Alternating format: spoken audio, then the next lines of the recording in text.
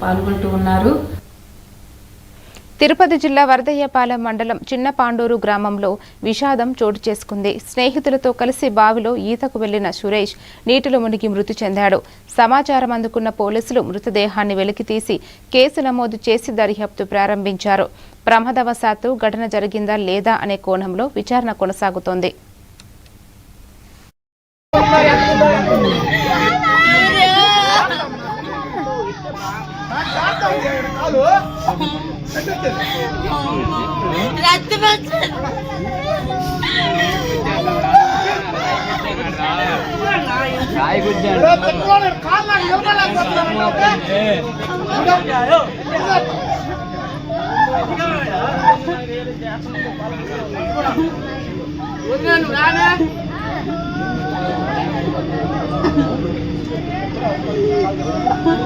దగ్గర పోదాం కదా.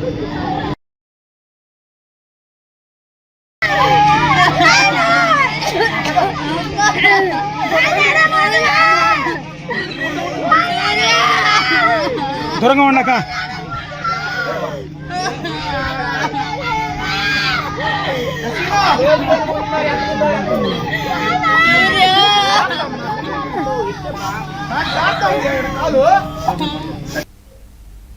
మహబూబ్ నగర్ జిల్లాలో